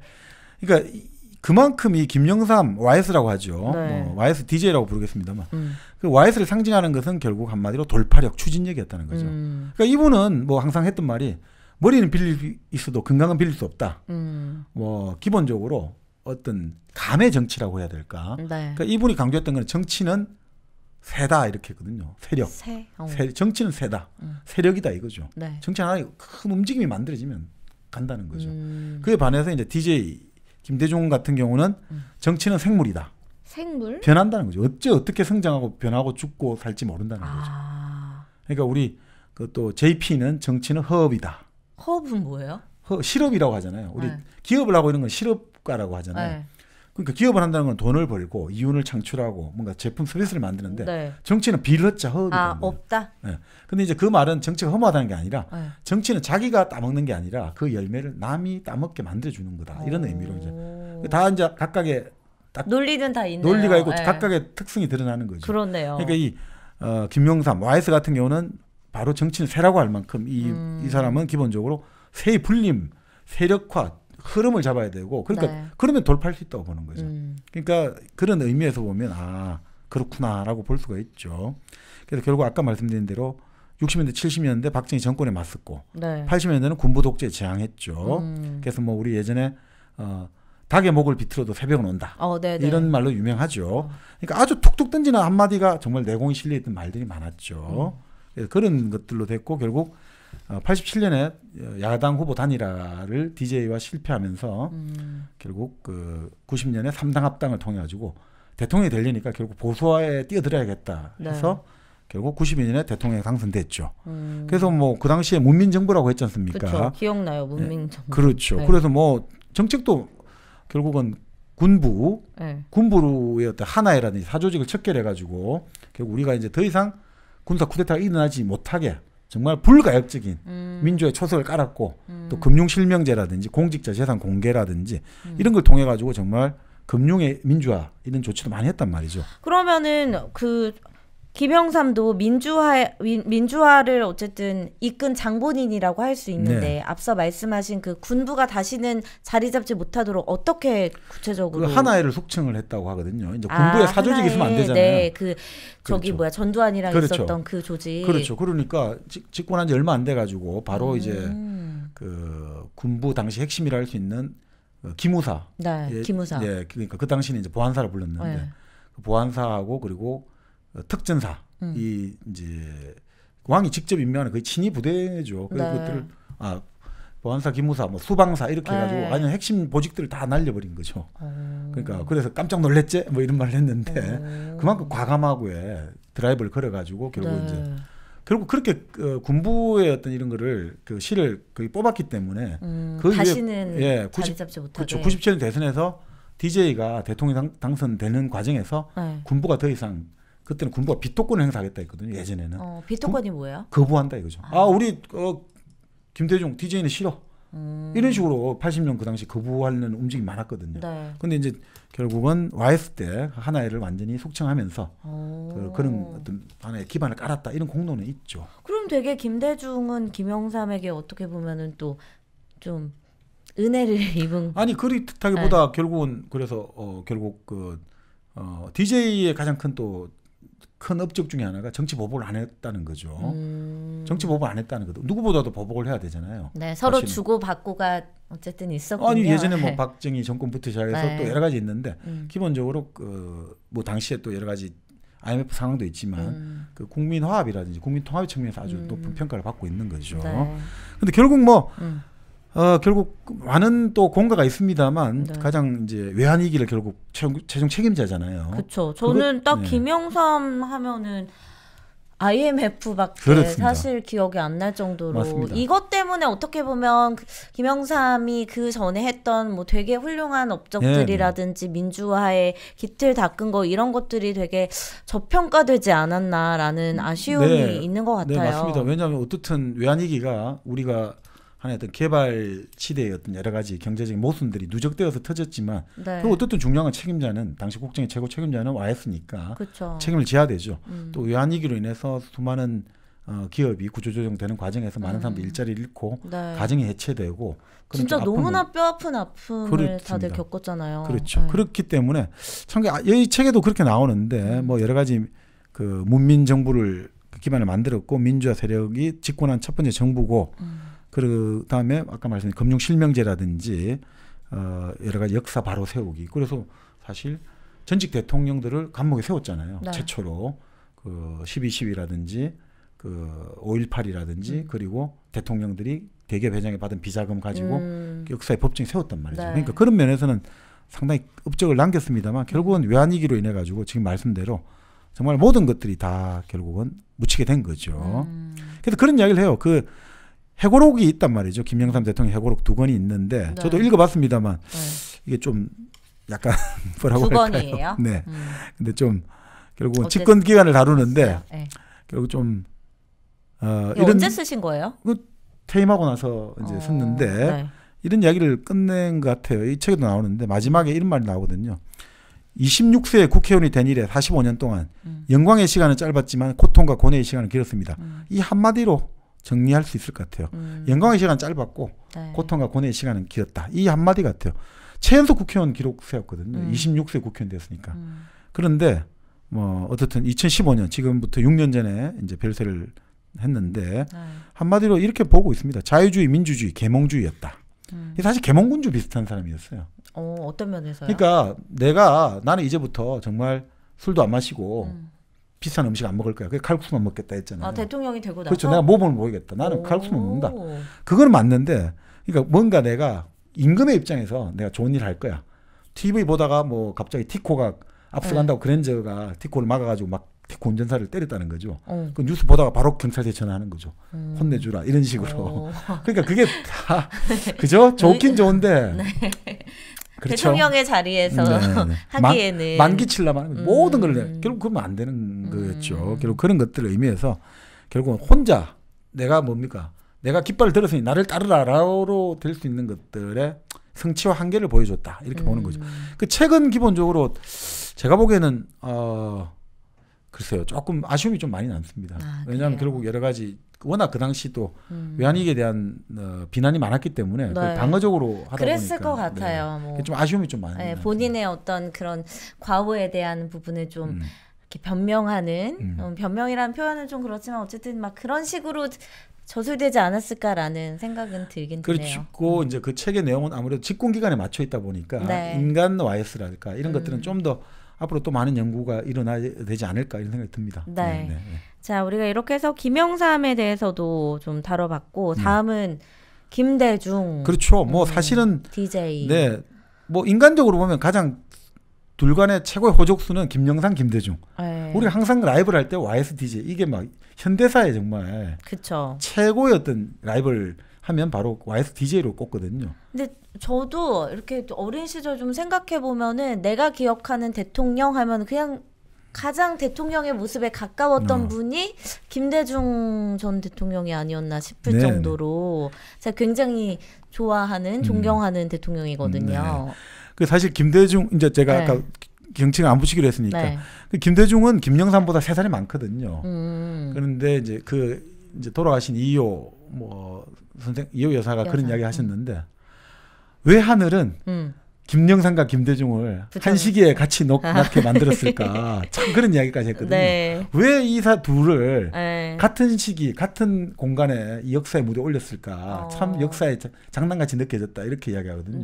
끊임없이 라이벌. 그리고 둘은 완전히 대조적이란 말이에요. 한 명은 아까 말씀드린 정치는 세다. 하나의 감의 정치, 돌파, 추진력. 머리보다는 건강. 내 감을 육감의 정치면 한 명은 끊임없이 돌다리로 두들가는 거예요. 계속 신중하고 온갖 머릿속으로 모든 시나리오를 다 짜보고 그리고 어떤 육감, 돌파력보다는 지식, 지성 이런 걸로 이제 한 명이 불이라면 YS가 불이라면 여기는 물. 완전히 서로 이제 대비된다 이거죠. 그러니까 그런 이야기를 하죠. 아니 두 명 만나서 하는 이야기가 이러죠. 아니 저 사람은 어떻게 저렇게 쉬운 문제를 저렇게 어렵게 말하나 이렇게 말하고 또 이쪽에서는 아니 이렇게 어렵고 복잡한 문제를 저 사람 왜 저렇게 쉽게 단정적으로 말하나. 그쵸. 서로 참 안 맞기도 안 맞고 반대의 성향을 갖고 있는. 그런데 위기 상황에서는 둘이가 필요한 거죠. 위기 상황에서는 이 사람의 내가 안 갖고 있는 이 사람의 능력이 필요한 거. 그래서 이제 위기 상황에서는 그래서 둘은 동지라고 하는 거죠. 왜냐하면 위기 상황에서 우리는 뭉치고 우리가 경쟁할 때는 우리는 서로 갈라졌다. 그렇기 때문에 우리는 진정한 의미에서 친구다. 라고 이제 그 당시 이제 DJ가 병원에 중환자실에 있을 때 직접 뭐 문병 못했다고 하지만 YS가 방문을 해서 남긴 말이죠. 라이벌이자. 진짜 라이벌이었던 거죠. 동지. 그 현대사에 참 많은 라이벌들이 있습니다만 저희들하고 가장 친숙한 라이벌하면 결국 김영삼, 김대중 아닌가 싶습니다. 물론 뭐 박정희 라이벌로도 아까 김대중이 지목되죠. 왜냐하면 대통령 선거 때 결국 겨루기도 했고 그 위에 많은 투쟁의 어떤 가장 고초를 많이 겪었으니까. 김대중 하면은 저는 지금 또 굉장히 놀란 게 김영삼과 4살 차이밖에 안 난다고 했던 3살 차이? 3살 차이라는 것도 그것도 되게 놀랐거든요. 저는 김대중이 훨씬 더 나이가 많은 줄 알았었거든요. 근데 이게 참 또 재미있는 게 여기는 1924년 전남 신안에 태어났다 하고 제가 이 바로 그 김대중 자서전을 봤거든요. 이것도 2권짜리로 제가 예전에 읽었는데 그 첫 대목 이렇게 나와요. 그 어머니에 대한 이야기부터 나오거든요. 어떤 이야기? 사실은 어머니를 속여왔다 나는 예를 들어 고백을 하는 거죠. 어떻게요? 그러니까 어머니가 이제 일종의 재치를 한 거죠. 재혼을 했는데 내가 그걸 사실은 계속해서 말을 안 해왔다. 근데 그게 지금 나이가 이 자손 국민들에게 뭐 여러 사람들에게. 네. 근데 내가 지금 이 나이가 되고 보니까 어머니에게 너무 죄송스럽고 참 인간적으로 아주 진솔한 면모가 나오죠. 그렇네요. 그러니까 그 당시에는 부끄러워서 하지 못했던 그런 뭐 말들이 이제 계속 마음에 걸리셨나 봐요. 그렇죠. 근데 그걸 보다 보면서 이제 참 또 다른 게 근데 또 YS 같은 경우는 정말 그 완전히 외동아들이고 완전 부잣집 외동아들로서 아무도 이걸 어떻게 아버지도 터치를 안 되는. 그래 보여요. 그 아버지하고 나이 차도 얼마 안 나거든요. 아버지가 부친 김홍종이 그 돌아가셨습니다. 16살에 나왔던가 그랬을 거예요. 그러니까 거의 큰형 같은 느낌을 주는 거죠. 그 사진을 보면 가족 사진 예전에 찍은 걸 보면요. 아버지가 옆에 서 있고 아들이 다 앉아 있어요. 그러니까 그 집안에 누가 파워했는지 알겠죠. 그러니까 그런 느낌을 가지는데 또 창의가 이게 진짜 대조적인 거죠. 가정도 참 대조적이고 그러니까 어릴 때부터 완전히 막 내가 하고 싶은 대로 한다 이거고 어떻게 보면 DJ 입장에서는 어릴 때부터 머리 좋지만 항상 좀 뭔가 항상 이 가족 관계를 의식한다는 거. 좀 어려운 환경에서. 그러니까 아니 물론 뭐 집안이 나쁘게 산 건 아니고 잘 살았지만 그러니까 참 그게 다른 것 같아요. 그리고 이 쭉 여기는 이제 정치가 나오는데 참 어렵게 배지를 달았는데 강원도 인제에서 보궐선거로 딱 당선됐는데 얼마 안 돼가 바로 5.16 쿠데타가 일어나면서 또 그 국회가 해산되면서 또 배지를 달지 못하게 되고 참 운이 좀 많이 안 좋았죠. 그렇지만 어떻게 보면 63년에 처음 국회의원이 됐거든요. 그러면 이제 61년 됐지만 63년에 다시 진입을 했는데 딱 7년 만에 어떻게 보면 대통령 후보가 된 거야. 이게 대단한 거죠. 그렇네요. 그만큼 정치력이 있었다는 거잖아요. 그 당시 나이가 47이에요. 47에 대통령 후보가 된 거죠. 그러니까 이게 결국 70년 대선을 했는데 그때 46%를 득표한 거야. 와. 그 당시 박정희가 그 61년부터 70년 10년간 얼마나 많은 나름 또 뭐 나름 성과를 얻었다고 홍보를 하고 있고 또 그때는 관건 선거라든지 군인들 표는 다 자기 표잖아요. 근데 그럼에도 불구하고 46%를 득표했다라는 건 진짜 그만큼 전 국민적으로 지지를 받았다라는 거잖아요. 그렇죠. 당시 부산에서도 44% 나왔거든요. 와. 그러니까 그때는 부산에서도 44%. 근데 왜 이렇게 저도 그랬고 왜 이렇게 인기가 좋았을까요? 뭐 근데 여러 가지가 있겠습니다만 당시에 이제 한 10년 정도 정치를 통치를 했잖아요. 이제 대통령 박정희. 그러니까 이제 사람들의 피로감도 좀 쌓이게 되고 또 뭐 성과를 얻었다고 하지만 또 그 여러 가지 부정부패라는 것들이 결국 그쪽에서 예전에 했던 유명한 말이 떡을 만지다 보면 떡고물이 손에 묻는다. 그러니까 여러 가지 경제 개발을 하면서 외자가 들어오는 과정에서 계속 부정부패가 나오게 되고 그리고 그런 여러 가지 비리 사건들이 계속 터지고 뭐 권력의 힘을 이용한 여러 가지 탄압들, 인권 탄압 사례도 나오게 되고 그 와중에 또 당시 정책을 재밌게 했거든요. 예비군 폐지한다든지 환영받을 정책이네요. 그런 식으로 한 거죠. 그러니까 또 뭐 사람들에게 또 40대가 나오니까 뭔가 새로운 느낌을 주지 않습니까? 그렇죠. 새바람을 일으킬 것 같은. 그렇죠. 그러니까 항상 그 정치에서는 그런 이야기 하거든요. 새롭다는 게 무조건 강한 거예요. 정치에서 선거에서는 일단 새로운 사람이 첫 번째 먹고 들어가는 거예요. 너무 좀 옛날 사람 계속 나온 사람 나오면 구태연하고 이제 좀 사람들 입장에서 많이 찍어주지 않냐. 그만해라. 들어가라. 이래 되거든요. 근데 새롭다는 거 자체. 썩어 있을 것 같고. 그렇죠. 그러니까 새롭다는 것 자체가 이미 강하다는 것들. 이런 효과도 있었겠죠. 그러니까 항상 우리가 보면 사람에게서 절대적 빈곤보다는 상대적 빈곤감이 더 안 좋거든요. 우리가 그런 이야기 하지 않습니까? 뭐 결국 다 같이 못 사는 건 괜찮아요. 나는 못 사는데 누군가는 잘 산다 이러면 그걸 못 참아내거든요. 그게 힘들죠. 그 당시 이제 양극화가 이제 빈부 격차가 심해지기 시작하고 도시와 농촌의 격차가 나오기 시작하니까 그러니까 그런 여러 가지 것들이 결국은 또 많은 득표를 올리게 된 하나의 운동력 아닌가 싶습니다. 근데 결국 뭐 아시다시피 또 1980년 신군부가 쿠데타로 또 사형 선고까지 내리고 결국 미국으로 다시 망명생활을 출국해서 망명생활을 하게 된 거죠. 그 다리는 언제 그럼 다치신 거예요? 그러니까 뭐 70 그 대선 후보 정확히 제가 기억이 안 나는데 그 하여튼 그 선거 전후 과정으로 그렇게 해서 이제 그 교통사고가 일어났고 그러니까 이쪽에서는 이제 하나의 어떤 이게 뭔가 음모다 공작이다라고 보는 견해가 있죠. 그러니까 여러 가지 뭐 그 당시는 사실 좀 엄울한 시절이었습니다. 당시 YS 같은 경우도 그 초산 테러라고 할까요? 빙초산? 그 초산 테러를 당할 뻔했죠. 근데 뭐 그 차 안에서 문을 열고 초산을 맞을 뻔했는데 문을 잠그는 항상 잠그는 습관이 있는 바람에 그 위기를 모면했다 이런 이야기 나올 만큼. 그 예전에는 60년대 말 70년대 초반에 그 뭐 그 집 앞에 폭발물 설치가 문 폭발하기도 하고 이랬어요. 진짜 어마무시한 그런 사건들이 좀 있었죠. 네. 그걸 뭐 지금의 하고 다른 그 당시에 어떤 그 중앙정보부라고 할까 여러 가지 또 중앙정보부가 대간첩이라고 할까요? 방첩이라는 업무, 간첩을 잡고 이런 어떤 본연의 임무와 다르게 조금 더 이제 국내 정치에 개입하는 측면들이 분명히 또 그 지금의 어떤 국가정보원이랄까 그 어두운 역사로 분명히 남아 있는 것도 사실이죠. 네. 근데 결국 뭐 이런 김대중 자서전 읽어보면 여러 가지 그 이야기들 그러니까 이런 것들 당시 구술을 했고 그 기자 논설위원했던 경향신문 출신 논설위원 분이 그걸 썼지만 본인이 이제 계속해서 감수를 했고 또 그렇기 때문에 이거는 자서전이라고 우리가 할 수 있죠. 그 뭐 여러 가지 나옵니다. 저도 다 읽어봤습니다만 그 어떤 부분이 특히 좋으셨어요? 근데 저는 보니까 오히려 그 집권을 하고 난 이후에 정책 과정들이 있지 않습니까? 결국은 5년 정도의 집권했지만 결국 시간이 그리 중요한 게 아니라는 걸 보여준 사람이란 말이죠.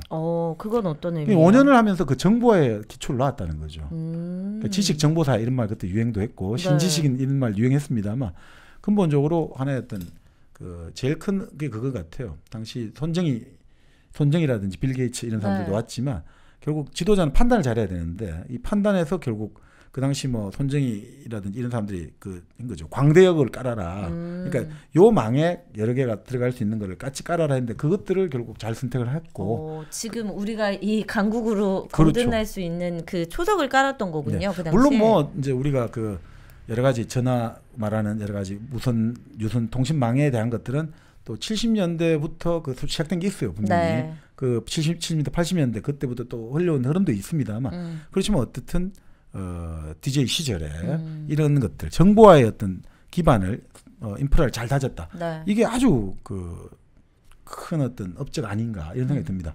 그러니까 그 판단이죠. 아까 박정희의 그 대외지향적 경제 구조로 판단하는 것처럼 결국은 지도자 역할은 그 판단을 내리는 거거든요. 뭐 구체적인 정책을 어떻게 다 알겠습니까?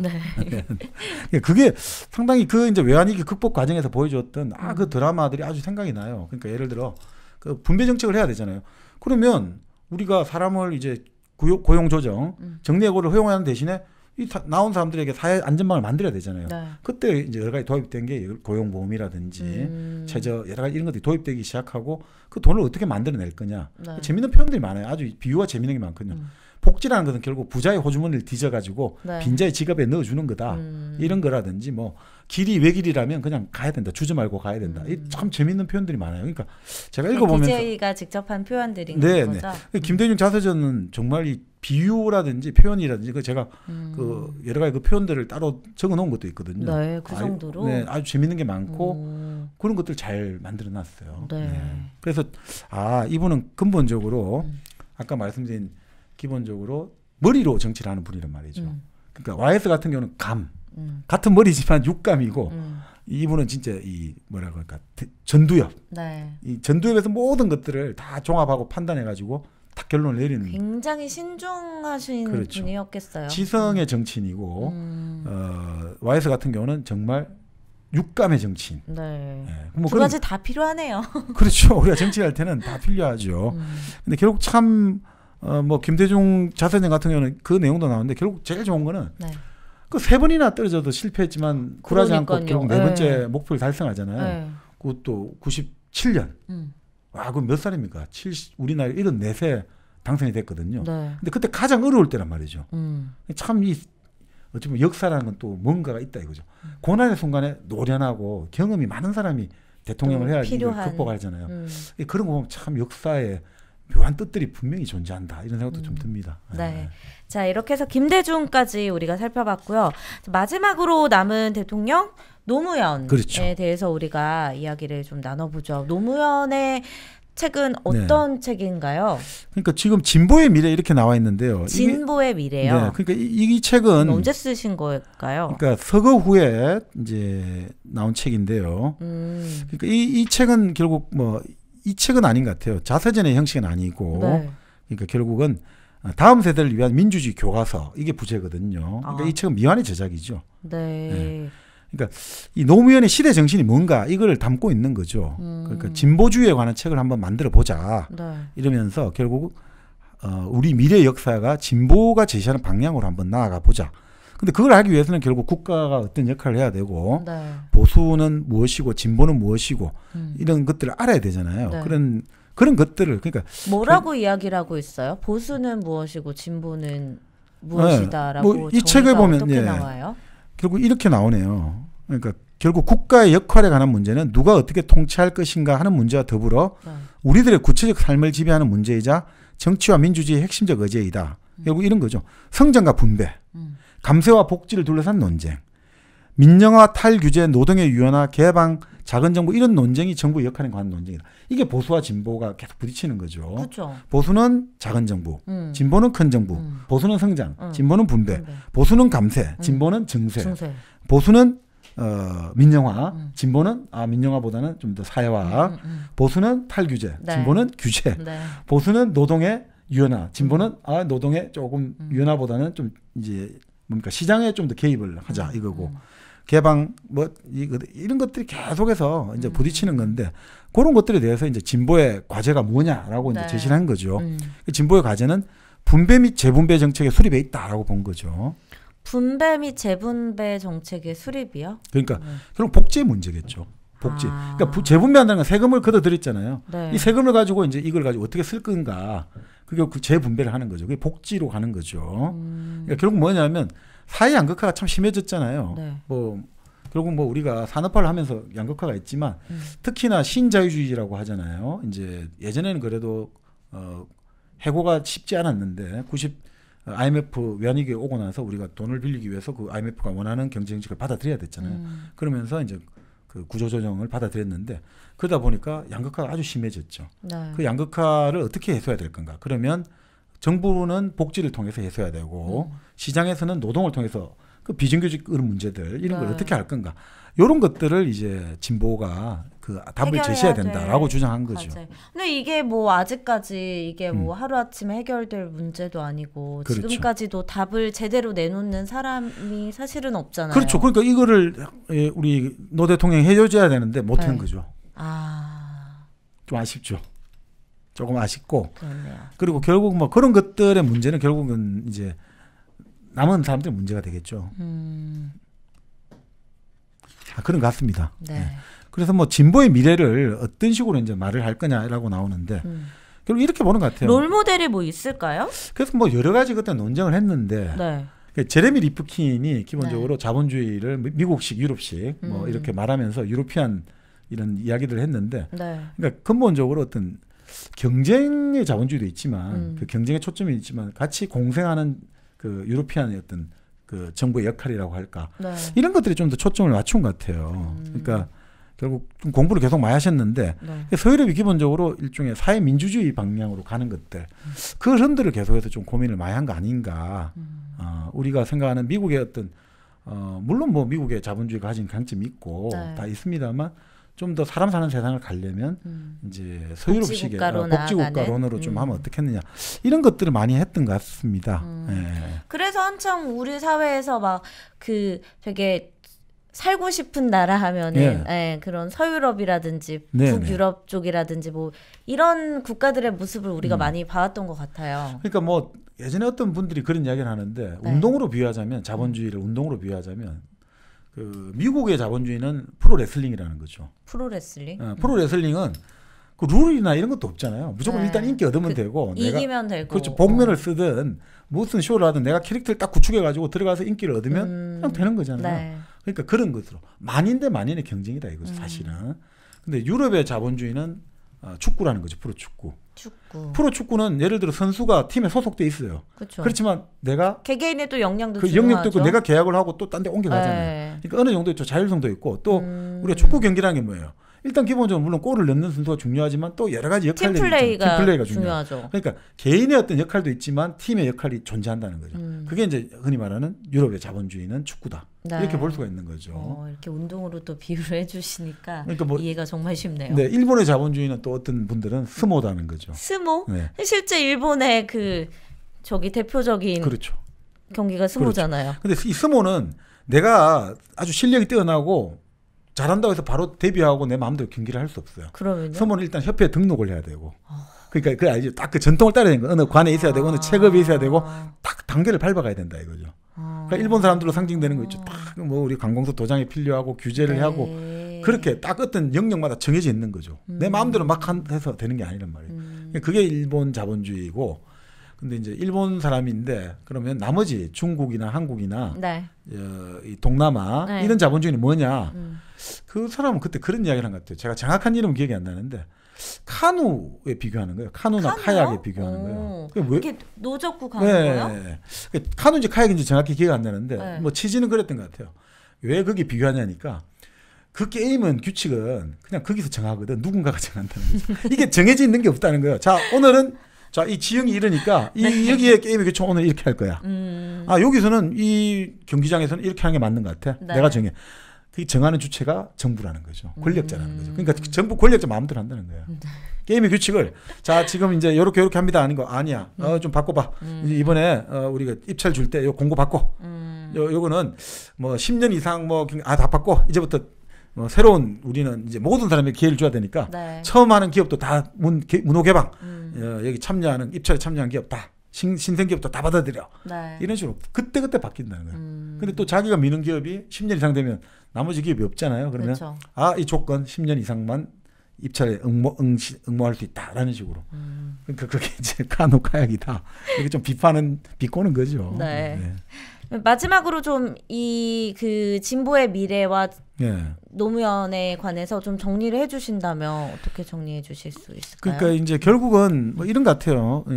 김옥의 교수는 노무현이나 이런 복수로 존재했다 이렇게 이야기하거든요. 결국 인간적인 측면도 있지만 시대 정신이 있었다는 거죠. 그 시대 정신이 과연 이제 뭔가 이런 것들을 결국은 이제 포스트 노무현 시대지 않습니까? 그렇죠. 어떻게 보면 지금 문재인 정부가 바로 어떻게 보면 노무현 정부의 적자이고 후계이고 정통성을 잇는데 과연 그 정신, 그 시대 정신을 올곧게 구현하는지 이런 것들은 좀 우리가 많이 고민하고 좀 생각해 볼 필요가 있지 않는가. 그런 의미에서 저는 뭐 여러 책들이 많이 있으니까 그 책들은 뭐 노무현 대통령이 직접 쓴 책도 있고 하니까 자서전도 있고 뭐 평전도 있고 하니까 읽어보면서 한번 고민해 보는 게 좋지 않을까 싶습니다. 이건 뭐 지난 또 전 우리 분들이 워낙 많이 다루다 보니까 이것은 또 여러분의 몫으로 남겨두는 게 좋을 것 같습니다. 네. 자, 오늘 이렇게 저희가 뭐 다양한 그 대통령들의 책을 토대로 뭐 김옥의 교수가 엮어낸 현대 한국 지성의 모험과 관련해서 이야기를 좀 나눠봤는데요. 마지막으로 저희 은하수사과 광고를 아직 못했어요. 네, 이거 어떻게 보면은 제일 중요한 광고거든요. 먹고 사는 거 제일 그렇죠. 중요하잖아요. 그러니까 결국 우리가 뭐 현대 한국 지성의 모험 해가지고 여러 가지 이제 한 60분 정도를 다루고 있고 또 지금까지 우리가 많은 책을 다뤘습니다만 결국 사람의 이야기잖아요. 그러니까 우리가 사람이 대부분 죽은 사람들을 많이 다뤘잖아요. 그 사람이 죽으면 별이 된다고 하잖아요. 하늘 은하수 반짝반짝 빛나는 저 은하수가 돼가지고 우리를 지켜보고 있으니까 그 하늘에 밤하늘에 은하수를 바라보면서 돌아가신 사람을 생각하고 은하수 사과를 드시면서 그렇죠. 우리가 지상에서는 은하수 사과를 먹으면서 우리 살과 피를 살찌우는. 우리 정방님 이제 광고를 하셔도 될 것 같다는 청산 유수지네요. 이 은하수 사과요, 저 아침마다 먹거든요. 근데 이 그러니까 과일도 맛이 정말 중요하잖아요. 과일 맛없으면은 그거말로 진짜 괴로운 게 없는데 은하수 사과 한번 믿고 여러분들이 구입해서 드셔보시면 다른 데서 아마 사과 못 사실 것 같습니다. 네, 저 일당백과 함께하는 은하수 사과였습니다. 자, 오늘 이렇게 해서 현대 한국 지성의 모험까지 다뤄봤고요. 그리고 신영복 선생의 담론까지 1부에 이어서 뭐 여러 가지 이야기를 드려봤는데 저희가 다음 주에는 정상화된 방송으로 여러분들을 꼭 찾아뵙도록 하겠습니다. 마지막으로 뭐 추천해 주실 우리 이야기가 그리고 있으시다면? 이거는 신영복 선생의 강의의 마지막 부분인데요. 우리가 그때 뭐 시를 읽어야 된다, 산문도 읽어야 된다, 여러 가지 말 나왔는데 그 신영복 선생의 마지막 그 관계라든지 여러 가지 이 평생의 공부가 결국 시 한 수로 집약될 수 있거든요. 시요. 그리고 오늘 저희들이 뭐 또 여러 가지 아까 맹자도 이야기하고 목자도 이야기하고 또 지금 어떤 대통령들의 책을 갖고도 이야기를 나눴습니다만 결국 그 모든 것들이 하나의 어떤 시로 한원될 수 있지 않을까. 요즘 우리가 이야기를 하다 보면 자꾸 시 이야기를 많이 합니다만. 정리해 주시죠. 네, 시로. 그래서 바로 신영복 선생이 가장 좋아하는 시 중에 한 편인데 그 유종원이라는 중국의 아주 유명한 문장가죠. 그 유종원의 그 시, 네, 시가 있는데 제목은 없어요? 제목은 강설이라는 시가 있습니다. 강설이요? 그 강강자 눈설자. 네. 그러니까 강에 눈 내리는 강인 거죠. 지금 눈이 지금 우리 이제 겨울인데 그렇죠. 이 눈 내리는 강, 지금 눈도 오고 여러 가지 날도 추운데 그러니까 결국 이런 것 같아요. 이 유종원이라는 사람이 개혁 정책을 추진하다가 결국은 개혁이 좌절되고 결국은 47세 나이로 쓸쓸하게 세상을 떠나거든요. 네. 그러니까 결국 그 사람의 이상은 좌절되었지만 결국 그 사람이 남긴 이 정신은 지금도 살아남아가지고 많은 사람들이 입에 오르내리는데 그 메시지를 한번 읽어보시죠. 한번 우리 정미연님이 한번 요거로 쭉 한번 한글 번역본으로 읽어보셔도 될 것 같습니다. 산에는 새 한 마리 날지 않고 길에는 사람의 발길 끊어졌는데 도롱이에 삿갓 쓴 늙은이 홀로 눈보라치는 강에 낚시 드리웠다. 뭔가 되게 동양화의 풍경 같기도 하고 마음이 그러니까, 고요해지네요. 그러니까 자 이런 거예요. 여기 한세를 보면 천산조비절, 천산. 그러니까 이 천산이라고 하는 거는 뭐 하나의 상징적이지만 산들이 막 빽빽하게 많다. 아주 깊은 산 중이다 보면 그 산인데 조비절, 새가 날아다녀야 되잖아요. 새가 끊어졌다 이거죠. 새가 안 날아다. 새 한 마리도 없다 이거죠. 요즘 우리의 상황 같아요. 그렇죠. 그리고 만경인종멸이라. 만경은 뭐냐면 경은 길경자. 우리 이제 첩경이다, 지름길이다 이런 말씀. 만경은 뭐냐면 엄청나게 많은 길들이 많을 거 아니에요. 근데 그 많은 길에 사람의 흔적이 자치가 사라졌다는 거예요. 없어요. 자, 그런데 고주 강가에 외로운 배 한 척이 딱 떠 있다 이거죠. 아주 뭐 배 돛담배가 그냥 낚싯배 하나 떠 있는데 어떤 사람이냐? 사리봉. 산은 도롱이거든요. 그러니까 눈 오고 비 맞으면 우리가 옷 젖으면 안 되니까 도롱이 같은 걸 입잖아요. 립은 삿갓 하나 쓰고 늙은이죠. 늙은이가 이제 배에 앉아가지고 삿갓 쓰고 도롱이 쓰고 이제 뭐냐? 낚시. 그렇죠. 바로 독조 한강설이라. 외로이. 조는 조사, 낚시꾼들 조사라는 낚시를 던졌단 말이죠. 외로이, 추운 강설. 그러니까 추운 강에 그 강에 눈 내리는 강에서 낚시를 던지고 있다 이거죠. 그러니까 이게 근데 왜 이분은 이걸 좋아할까? 보면 뭐 본인의 모습 같기도. 그러니까요. 한가. 유종원의 자아상도 있지만 본인의 자아상도 되겠죠. 그러니까 결국 인생을 내가 살아봤지만 결국 인생이라는 것은 결국은 어떻게 보면 수많은 사람이 있다 이거죠. 산도 사람이고 길도 사람이잖아요. 수많은 사람이 있었고 관계를 다 맺어왔지만 결국 이 강가에 나홀로 딱 써 있다 이거죠. 그 배전에서 낚시를 던지고 있다 이거죠. 눈은 하염없이 내리고. 그러면 결국 나는 이렇게 사라질 거 아니냐. 어떻게 보면 허무주의 같은데 근데 제가 보기에는 이 물고기를 낚시를 들이고 있는 거잖아요. 낚는다는 어쨌든 것들. 미래에 대한 희망은 또 놓지 않는 거잖아요. 그러니까요. 이게 뭔지 모르면 아주 고독한 보이지만 이 우리가 딱 드는 생각이 이거거든요. 예전에 중국이 주나라를 이제 은나라를 타도할 때 강태공을 모셔오잖아요. 그 강태공이 계속해서 낚시를 하고 있잖아요. 세월을 낚는다고 하잖아요. 이 사실은 결국은 아무리 인간의 역사는 그 좌절되고 외롭고 하더라도 결국은 우리가 세월을 낚듯이 물고기를 낚듯이 그런 낚싯대를 던지는 그 희망이 있는 한 영원히 이제 이 풍경처럼 그러니까 어떻게 보면 사람은 풍경처럼 오래 갈 것이다. 사람이 결국은 자연이 될 것이다. 이런 느낌까지 좀 드는 것 같아요. 그러니까 진목 선생이 마지막으로 하고 싶었던 말은 결국은 일종의 그 삿갓을 쓰고 도롱이를 쓴 노인이 낚싯대를 던지고 있다. 이 말은 참 이 겨울철에 좀 음미할 만한 대목 같습니다. 네, 그리고 그 이야기를 들으니까 사실 2020년이 코로나 때문에 다 뭐 없어진 한 해다, 의미 없는 한 해였다, 막 이렇게도 많이들 말씀을 하시잖아요. 근데 꼭 그런 것만은 아닐 거예요. 우리가 그걸 통해서 얻는 것도 있고 또 돌아볼 시간도 분명히 갖게 되었고요. 그렇죠. 너무 힘들다고만 하지 말고 여러분들 일당백과 함께하면서 좀 힘내시길 바랍니다. 맞습니다. 아니 지금 말씀하니까 갑자기 드는 생각이 오늘 방송 안 끝나네. 강설 이거네요. 그러니까 결국 이런 거잖아요. 물은 흘러가도 강은 여전히 그 자리에 있다는 거죠. 바로 지금 이것처럼 물은 계속 흘러가고 눈은 계속 내려가도 역시 강은 여전히 그 자리에 있다. 이런 느낌이 갑자기 드네요. 네, 여러분과 우리도 늘 함께하기를 바라면서 오늘 방송 마치도록 하겠습니다. 저희는 다음 시간에 더 재밌는 책 그리고 정프로님과 함께 완전체로 돌아오도록 하겠습니다. 함께해주신 여러분 고맙습니다. 고맙습니다.